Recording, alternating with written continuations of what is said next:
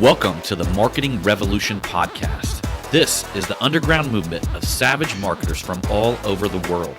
We are not Fortune 500 companies. We are real entrepreneurs with real businesses that have one major thing in mind: to set goals and devour them daily. Because we understand that everyone wants to eat, but only savage marketers are willing to do the hunt. Now let's get this revolution started. Hey, what's up, everybody? John Hiley here with the Marketing Revolution podcast and the Marketing Savage Facebook group, coming to you today with another badass interview from one of the most savage dudes that I know. Steve Kuclo is literally like the Incredible Hulk. In fact, Steve, I shared a picture inside of the group the other day, and it's probably the one picture because you're always smiling and you're always happy, you're a positive dude. But I found this picture on your website where you legit, when you get into that zone, you do look just like the Incredible Hulk, man. I like it. I'll take it. I didn't even realize it. And it's that picture on your website where you're just like, you got that mean look on your face, and your giant, massive Steve Kuclo here looks exactly like the Incredible Hulk. Don't ever make him mad. He'll turn green and just blow up. So we're getting a few people in here. Somebody just said Big cool. Steve. And then we got John Vidine in the house here live. All right. Steve, man, the first time I met you, you were at Apex Executive. Mm-hmm. And you were in there for the kind of like the fitness section or speaker talking about fitness inside of the group. But I want to say that we learned just as much about business. We learned just as much about how discipline works in your life, right, as we did anything else. So, I mean, this is a marketing podcast, but we talk a lot about just creating frameworks in your life. And I would say somebody who's been so dedicated, not only in bodybuilding, but also we're talking about a hockey Hall of Fame, and we're talking about all kinds of different sports. And even, up to 2015, you were still a firefighter. Yeah, correct. Yeah. And I mean, I would say you're one of the greatest examples of what a regiment looks like in somebody's life and how that's going to actually determine the outcome. Yes. Meaning let's talk a little bit about that. Let's just talk a little bit about the regiment for your bodybuilding. I mean, what does it take to be somebody who's one of the number one bodybuilders in the world on a daily basis? I think if you were to summarize everything and put it into one simple saying, it pretty much goes to what your hat says, and it's F your excuses because right. You can't have excuses. For me, I'm a very goal-driven, goal-oriented person. And I think if you set goals, it makes things a lot more, I'm not going to say easier, but I'm going to say more attainable, because it's kind of like doing the challenges you see online. You're 75 hard. You have, I know I need to get to 75 days. Somebody that's driven, somebody that's motivated, somebody that knows what it takes to be successful. And most business owners, most people that are involved in making things work have that mentality. So it's you got to be a little bit savage, and you have to be driven. And I think that's what's allowed me to be successful, because bodybuilding is very much about one person. There's not like a team behind you. You have to put in the work. You have to eat the meals. You have to suffer and sacrifice. And at the end of the day, if you do all that, you cross your T's, dot your I's, and then don't have any regrets in what you did, or look back and say, man, I should have, I would have, you could have. If you don't have any of that, you're going to be successful. So that's kind of how I've, my mental state that I go into when I get ready for a competition, and I've done my whole career. I would say you hit on something very important there. And that is, when you go to bed at night, are you going to have regrets? Are you going to feel like you could have done more that day? Now, I would say that I struggle with this the most. In fact, when one of my very first mentors came along, that was one of the very first questions that I asked him. And I asked him, I said, Eric, from the outside looking in, it really looks like I'm getting a lot accomplished and I'm getting a lot of shit done. I mean, I would almost look superhuman to some people. Right. But I told him on a daily basis, like, I really never felt accomplished. I mean, there was certain days when I pushed myself to the limits that I did. And one of the things that he came back to me and said, he goes, man, he goes, we're harder on ourselves than anybody else. And that's what makes you a champion. I mean, are there days that, do you still feel fully accomplished every day? Or are there days that you go to bed and you're sitting there thinking like, doggone, man, I could have just done just a little bit more, There's those days. I think we all have those days. I know when I'm very much like a list person. So every day I start my day, I'm like, okay, what do I got to get done? And sometimes that list is insane. But, I've realized, okay, I'm going to get as much as I can done. And then tomorrow's a new day. We're going to, again, continue that same thought to get as much as we can done. But in general, I've really, as long as I know that I put as much effort as I could into something, whether it's getting that list done or not, I know that I could go to bed at night and feel like I've accomplished what I needed to accomplish. Right. And it's kind of interesting that you said a list, because I believe that everybody kind of has their own way. There's some people that say, you don't want to do a list, you want to do a calendar. And there's some people that say this and that. What I've always been about on this show is like finding out exactly what works for you, because regardless of what anybody says that you should do out there, if it doesn't work with you and your regiment, and it doesn't, do what it needs to do, it may work for Gary Vaynerchuk, or it may work for Billy Jean, or it may work for like one of these guys out there, but specifically you got to find the things that work for you. And I think I'm more of a list guy as well. I've tried the whole calendar thing, getting everything set in a calendar. Right. And to me, I'm a loose calendar guy, more of a list guy. That's me. Yeah, that's me. And to touch on that, that kind of applies to fitness, which a lot of people think. There's many ways to skins a cat in the fitness. It's like there's not one way that specifically works. And I'm talking like when you hear about diet fads, keto, low carb, high carb, vegan, all that kind of stuff. Keto may work for somebody, but it doesn't mean it's going to work for you. So you have to be open to trying things and experimenting and being real about what actually works and what's a realistic something you could maintain for long term. It's one thing to say, okay, I'm going to diet for 2 weeks, I lose 10 pounds, and then 2 weeks later you gain that 10 pounds back. And you can't maintain that lifestyle. And if making lists work for you and over certain calendar things, then you got to roll with it. But that's very applicable, like through fitness and business. And I've been able to apply all those things. I think a lot of it branches from fitness and that self-discipline. Yeah. You know what I like about a list, man, is that I can write down what we call MITs, which are most important task. And I got a list of other things that I got to do, but I like to do so many things that actually move the dial on my business on a daily basis, making sure that I'm not kind of like filling it with busy work, right? But what I love about a list is I can wake up at 4 a.m., which is pretty common for me, and I can get that list done by 10 a.m. And you know what? If I get that list done by 10 a.m., I can take the rest of the day and do whatever I want for the day. It may be inventing something new, or it may be learning something that I need to learn, or it may just be, fooling around with the guys over here, hanging out and chatting with everybody, So that's what I love about it personally. I feel like a calendar kind of traps me in, Sure.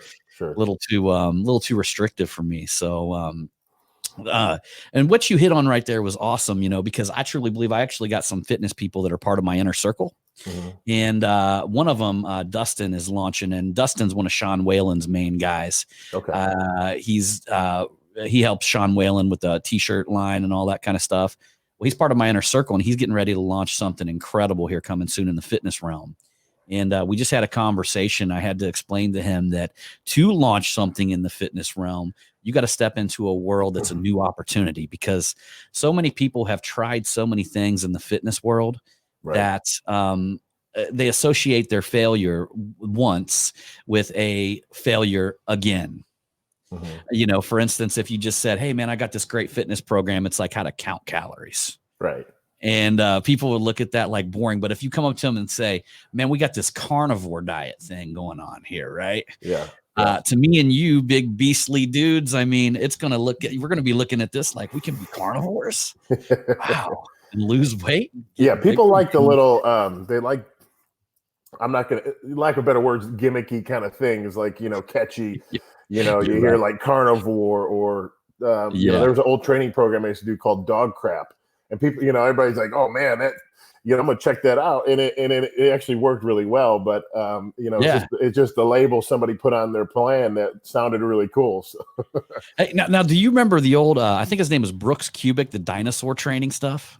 No, I don't remember that. Yeah, yes. This guy had he was all about natural training and grabbing things with like 4-inch grips on them, like axles in your backyard. And he was all about don't go to a gym, just take an old beat up garage and put all this stuff in it that's like crazy. And we're gonna learn to be big like dinosaurs. And that's awesome. And he even had this most hilarious thing, Steve, and I'm sure you probably had this happen to you before, right? So he was an attorney as well, and he said he was in litigation with another attorney over a divorce. And he said he happened to it was getting a little heated in there, and he happened to roll up his shirt here a little bit, and they could see his forearms just bulging, on the table as he laid them on the table. He said they stopped for a minute, and the attorney looked at it, and everybody kind of looked around the room. And they looked at each other like, all right, man, we'll give you what you want. I like that. Sometimes you got to use a little force to get what you want in life. Or intimidation. I'm all just right by seeing the old forearms, man. Yeah, he was all about grip workout and stuff like that because, grip's going to be your weakest link a lot of times and stuff like that. So, but it's crazy stuff, man. I got to the point where I finally realized, Steve, that I'm not trying to be a bodybuilder, man. I got my sciatic nerve went on me the other day or 6 months ago. And I finally realized that, I need to be like a massive high rep guy or something like that. Cause I'm getting injured left or right, man. Yeah. You got to do what works. I use a lot of analogies of like the human body or like treating it like your vehicle. Like you're not going to let your tires wear down flat to where all of a sudden, you got a risk of them popping. You're not going to not change your oil. You're not going to not put good gas in your car. So if you do the things that you need to do to maintain your body, you could have longevity in not only fitness, but, general health. And that's what I like to preach on people more on the health and wellness side than just, like bodybuilding. Everybody, the chances of you being a top bodybuilder in the world is very, very, very small, and a lot of people understand it, or nor do they ever want to try to do that. But the health and wellness side is very important because I always say, if you feel better and you look better, you're going to perform better. And that's in business, in relationships, in life. You're going to be more of a sports car than kind of a minivan that just kind of totes along. So I'd rather be a sports car running on high octane fuel and kicking ass, Oh, well, yeah, 100%. I feel that I felt that definitely during 75 hard over the last couple times that I've done it. Is that it seems like it was definitely brutal, but everything in business excels. Yeah. And I just want to say part of that is like especially the one where you take the cold showers in the morning. Yeah, because that's and you were kind of hitting on that at the beginning of the podcast that we deal with our bitch voice, right? Yep. So we got this little voice in our head called our bitch voice, and that bitch voice is going to tell you, Steve, man, don't go work out today, right? And you've mastered that. You've literally mastered your bitch voice. You're to the point where you're like, no, I'm going to work out. I've got discipline, right? I've got discipline. Right. And people don't realize that's what the whole cold shower thing's about early in the morning, is because when you jump in, go into that, when you get ready to go into that, especially here in Ohio, man, it was like really cold when I was doing mine. And you get up and you're cold already and everything's cold. And then you got to go jump in this ice bath pretty much. And in the morning you're fighting yourself. You're going, no, why am I doing it?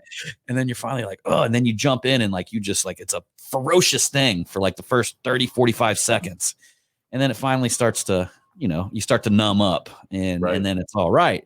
But ideally, that's what we're talking about is a confrontation with everybody has the confrontation with their bitch voice. All of it's saying, we're always saying you to go eat fried food or, just go ahead and have that extra sweet. We'll start our diet tomorrow. Exactly. I always tell people half the battle is just getting there and doing it. Like, people, I don't want to go to the gym. I don't feel like going to the gym. Well, if you may not feel like it, but if you just get your ass there to the gym and you kind of walk in the door, you're like, all right, I'm ready to do this. I'm motivated now. Like, and that's legit, probably half the battle. And there's days I face that, I'm like, I think, that was the problem with quarantine and COVID, a lot of that, because it almost created a lot of bad habits for people because they're like, oh, I can't go. And then it went into, I don't feel like going. And then they start making a lot of excuses for things. So it's been having to get out of that mentality and kind of reset your thinking, reset the way your habits. And I think if you're able to do that, I think strong-minded people like yourself, the people you teach and coach, applying those principles to your life and your daily routines is going to create success. And that's ultimately what it is. Success in you do. Success doesn't always mean a monetary thing. Health and wellness is success. Relationships are success. Those are some important factors too to consider. Well, and what you said there is absolutely true because I'll give you an example. Like I got a guy who's a fitness trainer of ours and he got me and John on track a long time ago. And he is amazing at fitness, right? He's an amazing at fitness, but like every other area of his life's in shambles, including his relationship, his relationship's really bad, man. Like really bad in the relationship department. He's and like all these other areas like are crumbling. He's gotten a lot better though. But this was an example I used to give back then, and I would tell him, I'm like, look, if you would take this exact discipline that you have inside of fitness and you would apply it to other areas of your life, you would have that success that you're looking for. Right. And he couldn't get his own self out of the way and couldn't get out of his old habits. He had great habits in fitness, but he just couldn't figure out exactly how to apply them in other areas of your life. Because ideally, the same thing you're saying is just getting there and showing up. I mean, that's half the battle in business. Exactly. Exactly. And then, like you said, if you get too deep into one particular thing, or you don't have that balance. I always preach balance to, especially the fitness competitors. It's a lot of A-type personality where like, okay, I'm just focusing on this, and a lot of other things suffer along the way. And I think that's why I've been able to do it so long at a high level, and then transition a lot of that into some business stuff, is because I've been able to create balance in relationships. Because something's going to suffer at times, and then if they are, you're going to have to communicate that. So, perfect for instance, being married. Having goals, whether it's business or fitness, you're going to have to dedicate a lot of time to that. And with a lot of time the relationship time is going to suffer at times, but it doesn't have to if you communicate that. And then you also give time and set time for your relationship. And that, and then vice versa, that could work with fitness. People that get so involved in business, they start missing the gym, and then one day leads to the next. And then all of a sudden, you haven't worked out, you're eating like crap. So it's creating a good balance through all those things. And that's one of the things I think Ryan really helps people do with the G code. And if you're able to do that, you're going to find success. Oh yeah, man, dude. Ryan Stewman's the man. He's done a lot to change my life, man, in a small amount of time. I mean, I was doing a lot before I met him and got involved with Apex. But man, talk about taking shit to the next level. It's been incredible. Right. And so, yeah, me and my wife, we have that. So I do this podcast 7 days a week. I don't know if I told you that. And I've been doing that for nearly. I see when you pop up live. I like it. So so over 100, like I'm over 100 days or something like that. Probably 125 days now. I've did it every day. Wow. And me and my wife. So I there for a while. I was just getting on here every day and talking. Yeah. So, but I've actually mixed it up. Where on Monday I do a different, but on Saturdays we do a couples podcast. Nice. Where we give some pretty hilarious couple advice. And we were talking about what Kirk from Linear Roofing, Kirk. Yeah. So we were talking about, he actually hit on something really good at Apex. And you were talking about the time that you spend with your loved one, with your wife and or the kids or, whoever that may be that's around you that needs that time, who may go neglected otherwise. Sure. Is that it's about the quality of time that you spend. It's not, it's that you don't have the phone, you're on your phone the whole time that you're spending time with them, or your mind is somewhere else. I mean, nowadays with so many things to distract us, and with so many addictive devices like Facebook and Instagram and all of these things that were actually designed to be very addictive. Oh, absolutely. And I know this as a marketer because it's literally designed by the people who make casinos addictive. Right. They've actually hired inside of Facebook and stuff like that. So it's literally by design that you want to check your Facebook all the time. It's more of a psychological device than a social device. There it is. Yep. It's almost like every time you open it up, you're like, you're pulling the slot to see if you won or not, right? Yeah, it's true. And so the truth of the matter is, at this time, we're kind of in a war right now. I believe, and it's the war for your mind. Yeah. And everybody wants a piece of everybody's mind, whether that's the news, whether that's the media, whether that's the politics, shit that we don't even have any control over. They all want a piece of our mind. Facebook, Twitter, Instagram, all of this. They want to spend more time on their platform because they can sell more shit. And there's never been literally a time where there's been such a war for that. So now we're at a war to actually spend quality time with the people that we love, because we're constantly being distracted by this kind of stuff.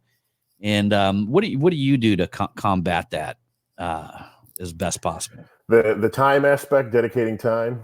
Yeah. I think what you said hit it on the head. If to really dedicate time, make it quality time. Like last night, I can use an example. My wife sat on the couch. I think I was watching playoff football or something was on the TV. Or actually, it was a History Channel, like watching some history stuff. And then she sat down, she kind of looked at me, and I was like, I know she wants to talk. So I literally turned the TV off. I didn't have my phone by me, and then we ended up talking for 2 hours about life, and then what was on her heart. And that was, I know she woke up today in such an amazing mood, because I know, I listen to her. I know what's on her heart. I know how to, talk to her and help her through those, whether if something's bothering her or something that weighing on her. Those are very important as men and leaders of your house to and like the head of the house. My wife and I are very strong in our faith as Christians, so we try to apply a lot of the principles of marriage in through biblical principles, and in this, like you said, in today's day and age, it seems like everything's upside down, everything's flipped, and everybody's attention and focus there is a battlefield of the mind going on. So the enemy wants to distract you. He wants to take you away from what's really important. And then for us, we really try to be conscious of what we do and what we, take in, whether it's through visual, through news or media, or where we're applying our time, and, the people surround yourself with. So all those are real important things that we like to always stay alert of what we're doing. Mm-hmm. I think one of the keys is to really be self-aware. Yeah. And not only self-aware in the way that you the way you like something or you dislike it, right? But the way you feel when you participate in certain things, right? For instance, if you catch yourself fooling around a little too much on social media and not spending enough time actually on yourself, right? Or with others, you'll actually feel your energy being depleted. And I felt it before. I know all of us have felt it before. We went down some sort of rabbit hole. And there's a lot of rabbit holes out there nowadays, man. Sure is. So next thing you know, you just feel completely depleted and your energy's gone. It's important to understand when that happens, because you got to take a step back and be like, how did that benefit my life whatsoever? Right. And usually it doesn't. Yeah, right. You know some weird fact, or you got some weird theory that you're kind of following, and it may or may not be right, but you spent 2 days trying to figure it out. Right. And interesting enough, a lot of it's out of our control. There's a lot of things. And when we had Tom, which Tom Ziegler knows Steve, they're in the same neck of the woods. And when we were talking, he mentioned Steve as well. And one of the things he said that was great is that you literally draw a line on a piece of paper. You sort out the problem, whatever you want to accomplish in life. You draw a line in the middle of a piece of paper. On one side of it, you write down things that you can do, that you have control over. Right. And on the other side of it, you write down the things that you have no control over whatsoever. And then you take possession over the things that you have control over, and you start working on it. And the rest of that you give to God. Yeah. And, biblically in the Bible, God tells you to give your burdens to him. He goes, we have enough worries today, this day and age, like right now in the moment today, that anything else, we should pass that along to him. He wants to carry them burdens. Absolutely. And the truth of the matter is, most of the stuff that we worry about actually never happens. So you would find that you would spend 90% of your time focusing or worrying or thinking about something that's out of your control, that's never going to happen anyway. Absolutely. So true. I think, Tom's a great example of especially through his father and what they have accomplished and helped people, with their books and their ministry it's amazing. And And a lot of life is, you have to learn by mistakes and learn by things like, if you're applying your time to stuff that really is out of your control, and you realize, like you said, if you're self-aware and realize that you're wasting your time, you just have to be self-aware and say, okay, that's not really doing anything for me. Especially, I think last year, 2020, I fell into that trap a few times where I think we were trying to solve the world's problems and figure out the origin of the coronavirus, and trying to say, okay, well, I know what it is because I just watched 18 hours of YouTube videos that people made that I'm addicted to now. So, it's stuff like that. Be like, and I look back and like, did that do anything? No, stuff's still shut down. Yeah. People still wearing masks. I guess, it didn't help. Right. It's amazing, isn't it? Because the same thing has happened to me as well. And I even know the marketing triggers that they're pulling through the whole thing. Yeah, absolutely. And I understand the sequence of the way they do it. People don't realize, but there's big money inside of marketing to like a fear-based audience. Oh yeah. And gosh, there was people that I know in the old school marketing days that really made a lot of money off end of the world prepper type folks. And that's because anywhere where emotions are high, where anytime that you can evoke a high emotion, people are going to make extreme purchasing decisions. Right. And it's even told, I could even go down. I hate to go down this I hate to go down this example, right? But a funeral home would be an example of that, where they say literally probably one of the highest upsell rates are at funeral homes, where they go in and, Grandpa Pappy needs the $10,000 casket instead of the $3,000 one, right? Because it looks like a 55 Chevy that he owned, and it would be such a shame to not do that, Mm-hmm. And but the truth of the matter is, like, I know, and honestly, I don't like it because I know some of the triggers that some of the marketers pull with some of this stuff is literally just to separate people from their money.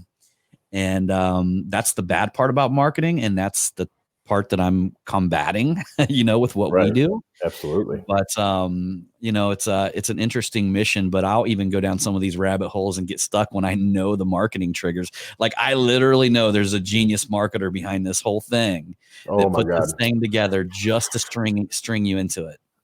Absolutely. And you said, like, if fear controls people a lot, and I kind of joke with the friends of mine that we're in group text a lot, and we talk about stuff like that. And the fear that people have is probably one of the biggest problems. That's why I say, shut off the news, turn off the TV, get into what is good. Get in the Bible a little bit, focus on your business, focus on your relationship, and you're going to help yourself a whole lot. Right. Well, I think, the majority of the time, like, people will try to focus their efforts on something that's outside of themselves. But could you imagine if all efforts were just focused on you?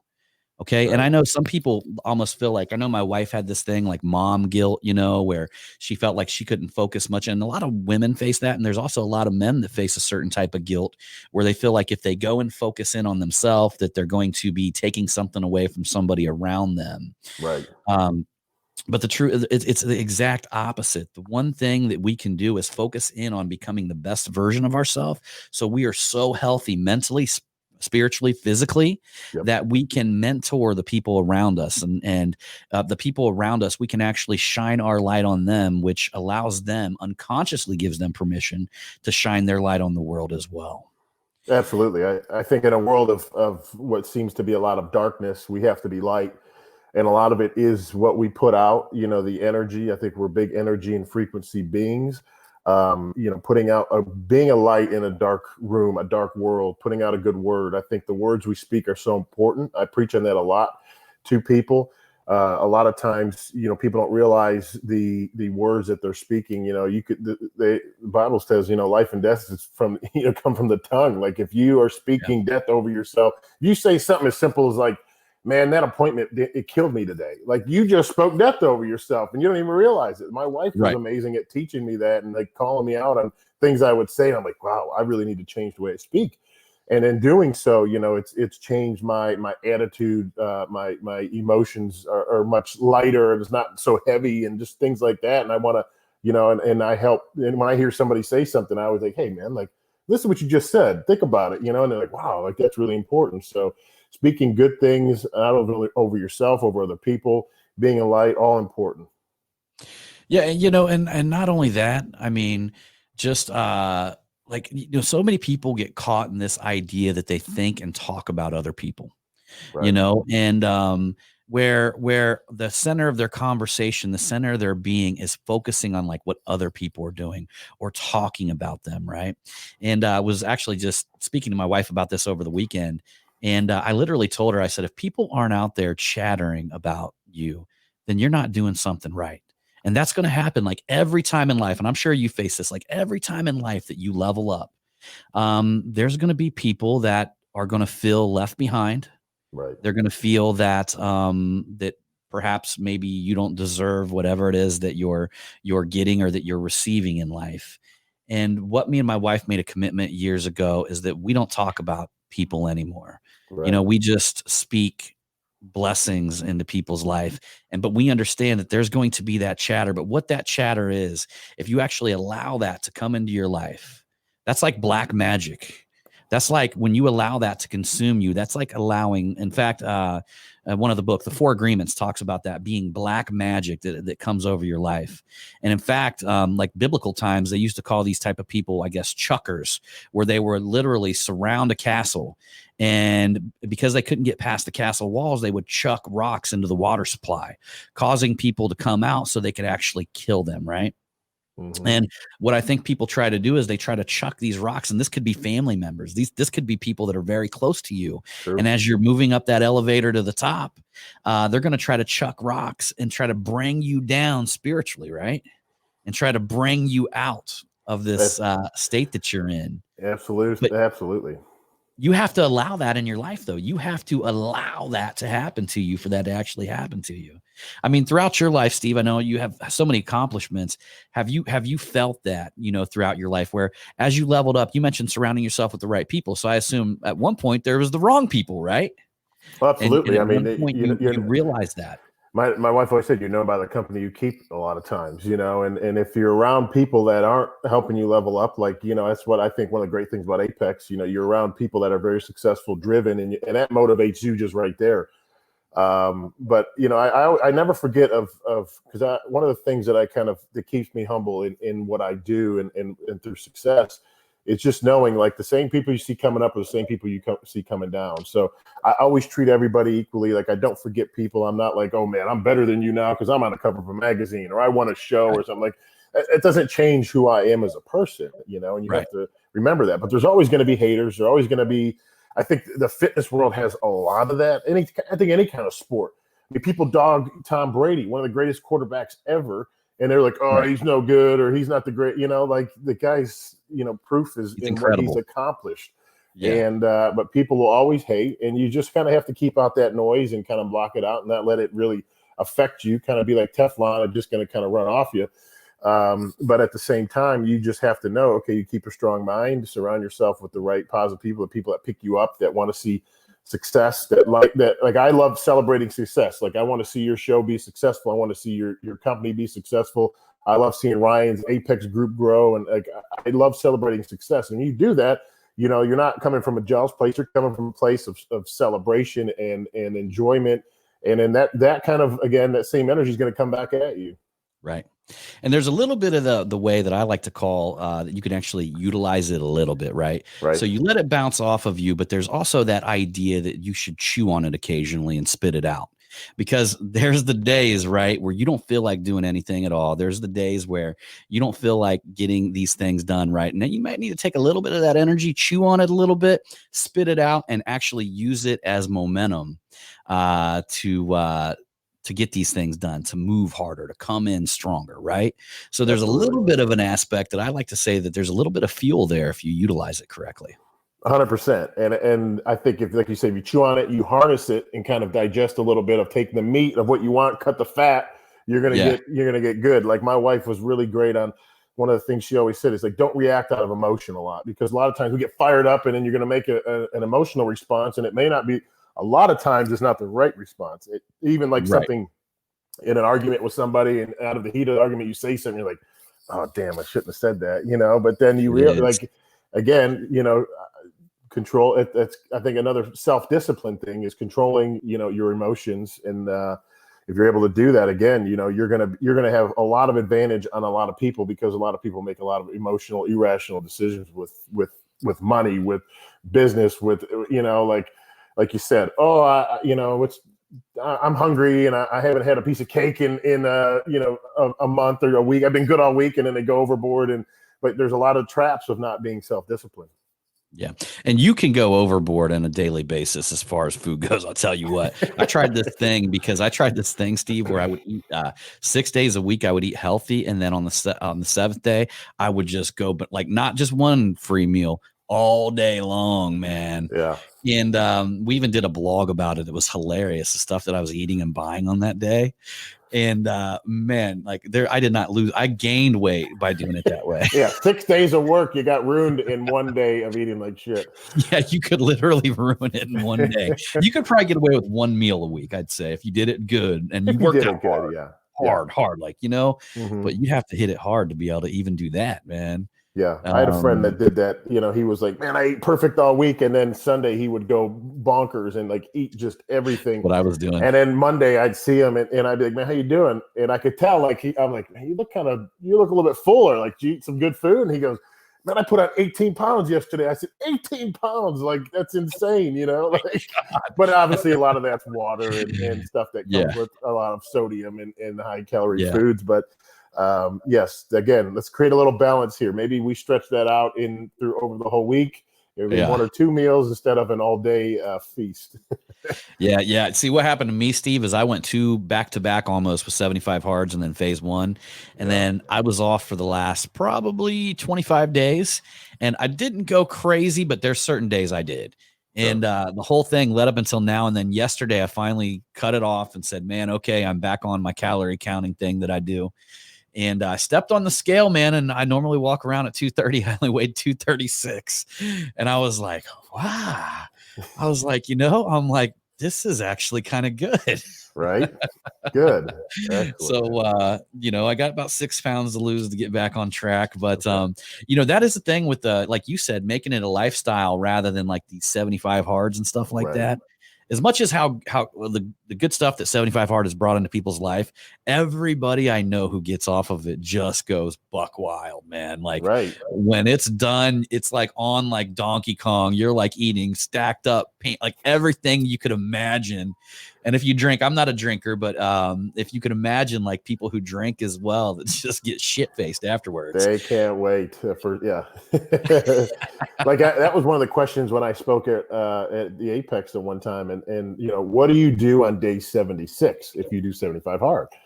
I'm like, that's a really good question, and I faced this like after competing all year long or dieting for 6 months, and then the day after the show, like, in my early days, I would go overboard and I would eat like crazy and I'd feel like crap. And I'm like, man, I just worked my butt off for 20 weeks to get in amazing shape, and I just lost it in 20 hours. Like, 20 hours. Terrible. So it's incredible. Again, learning a little bit of balance and learning like that, just like a lot of bad things in life, a lot of excess food, or it's just a temporary pleasure. And then you realize like, damn, like, that one cookie that led to the whole pack, maybe 1 or 2 cookies taste great. You make you feel better. It's a little bit of, kind of that feeling. I mean, food is a drug, it makes you feel good. And then you go overboard, and that maybe after the 4th or 5th cookie, you're like, that really didn't taste that good anymore. And I'm just eating them because I think I have to eat them. But yeah, so again, a balance. Like one of the things I like to tell people, if you have a something that is kind of a stronghold with food, to incorporate that food into your diet on a small amount every day. So if we all eat a protein source, but steak or chicken, we're not like going out and eating, if you eat 8 ounces of chicken in a meal and eat a few times a day, and you're like, man, I can't wait to go out and eat, 10 pounds of chicken for a cheat meal. Like, that's not going to happen. But if your weakness is peanut butter, I hear that a lot with women, peanut butter, and I always say, they're like, I ate the jar last night because I got an addiction to peanut butter because I can't have it in my diet. I said, why can't you have it? Why can't you have a little tablespoon or every day to kind of get your fix? And after a while, you're going to be like, I don't have that restriction. I don't need to eat the whole jar. I just have a tablespoon or 2 a day and I get my fix, and okay. Like, you're, again, creating balance. It happened to me, bro. I just got it just happened to me, man. But it was one of them jars of Goober's peanut butter that's mixed with jelly, Right? making it even worse. And I mean, like just the other morning, there was like a quarter of the thing left, and I ate the whole thing in the morning. And and it was more one of them things where I ate it just to get rid of it. Like a certain point, I'm like, I just got to go in right I now. can't waste this. I can't waste this. So I got to eat it. Right. And then I'm hooked on almond peanut butter, and usually that real expensive shit that's in the tiny little jars is what I'm hooked on now. But you're right, because I implement 2 scoops of it a day, meaning the one serving size of 180 calories. Right. And then I put it on my list of I don't know if you've ever seen this before, but I use an app called Lose It. Okay. You ever heard of that before? No, but I know some of the calorie tracking apps and stuff. So I just scan all my stuff, or I add my calories in, and then I'm trying to lose that 6 pounds. So I got it where it's 2,400 calories for my size a day, which is a steady loss for me. I'll lose weight at that level. And as long as I don't break it, which I won't now, but right. But yeah, you're right. Just to put a few scoops of that peanut butter in there, and you're usually good for the day as long as you don't keep going, right? That's the key. Yeah, one like another one. Yeah, you don't want to do that, but or pretend that something's a tablespoon that's totally not a tablespoon. Yeah, exactly. But because it's heaping over the whole spoon. Exactly, and that's another thing too. Like when people say they go out to eat, and they're like, "Well, I'm out to eat, so I'm going to eat like crap." Like that doesn't necessarily have to be the case. Sure. If it's there's nothing wrong with making smart decisions, healthy decisions when you go out to eat. Like not having the overly fried thing or getting. Like if a steak, you get a steak at a lot of steak places, they put a big old, dab of butter on it. And you say, just give me the steak, no butter. And you're making a smarter decision, get some steamed vegetables instead of deep fried things. So it's just, there's things you can do to create balance. Like you don't have to feel like you can't go out to eat. You feel like you can't not have the almond butter, but doing it and making smart decisions is the key. Or, maybe instead of just getting the fries, get a salad, right? Get a cheeseburger and a salad. Maybe just start there. There you go. It's a nice little start, right? Exactly. So let me ask you, Steve. So do you have did I read this correctly? Do you have a supplement company that either you own or you're affiliated with? One we're affiliated with. My wife and I have been with Allmax Nutrition for about 6 years now coming up. And I'm a very loyal person, and if there's something that I believe in and I stand by, I stick by it. I think you see a lot of on the internet nowadays, your influencer type people are bouncing back and forth to all these companies, and well, this is the best protein and this is the best protein, and it's like, do you really take it, or are you just getting paid to say it? And most of the time they're just getting paid. Yeah, anything I do or say, it's because I actually do it, and I feel like the integrity part of me is one that it feels like that's why people that follow me trust me is because of that point. You're not just saying something to sound cool or to say you are. So again, my wife and I've been in the industry. I've been in since I was 18, so dang near 17 years in the fitness world of competing and just being involved in one aspect or another. And my wife, even though she's retired from competing, but still active, making appearances and doing fitness type stuff, in everything we do. Yeah, man, that's awesome, Steve. That's awesome. Well, my man, we're coming up pretty close on about 50 minutes. So this is about the length of our podcast here. Is there anything else you'd like to tell us today before we head out of here? And then also, could you let everybody know how they can get in contact with you? I noticed you got some pretty cool merch too. You actually got a hoodie that I'm looking at right now that I've seen on your website the other day that was badass, man. You got some cool stuff. What size are you? Extra large. Okay, I think I got some extra large left, so that's good. Yeah. So, but yeah, is there where would you like anybody to get in contact with your brands and stuff like that? Really, everything you can be reached through social media nowadays. Steve Kuclo through Instagram. That's a big platform. I actually had my Twitter was actually recently deleted when Twitter was doing their purge of people that believed in certain things and. Oh, they got you on that? I got purged from Twitter. They actually reinstated my Twitter account, but it actually has 0 followers and 0 following. So I don't know what's out there now. So it's kind of discouraging when that happens. My old personal Facebook was deleted about 4 months ago, and I had to, I made a new personal Facebook. So it's not even that I'm really boisterous or extreme online. I've really I don't say much, but so Facebook canceled you as well? My personal, my fan page was stayed, which was good, but the my personal Facebook, again, not like I posted something and I knew, I'm like, this is probably going to get me banned, but sure enough, like I just had my account. And I think they were targeting people with certain values or beliefs, and I happen to be one of them. So that puts a little reality to the circumstances of what's going on in the world and the censorship of people and all that kind of stuff. So not to kind of go that route, but yeah, it's a shame like that's going on. But yes, so through Instagram, I'm still out there. Facebook, I'm on there as well. And then just SteveKuclo.com is my website. My wife and I we do everything together between her apparel line, Booty Queen Apparel, which we've had for many years, and so we've got our business aspects and then we have our fitness aspects, so we kind of tie it all together. And that you've done really well, my friend, because like you said, that there's a lot of bodybuilders that kind of just work off of the crumbs, that are left in that industry. I mean, I'd say probably 90% of bodybuilders really don't make a lot of money doing bodybuilding. Right. You got to be that very top percent, and Steve has mastered that, at the very, very top percent.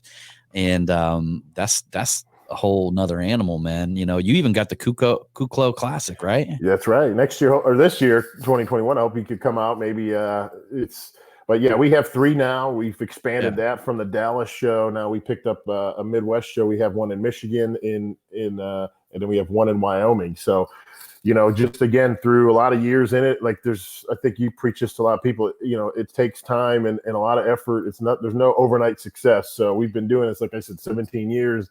And through hard work and sticking with it and being diligent in what we do, the rewards are paying off of being able to have our own shows that are successful and have sponsorships and have all this stuff. People think if I'm going to do one show and I want to be a fitness professional and I'm going to get this contract for 7 figures, like it doesn't happen. Just to let you know, like, sorry to burst your bubble, but the fitness isn't that reality, right?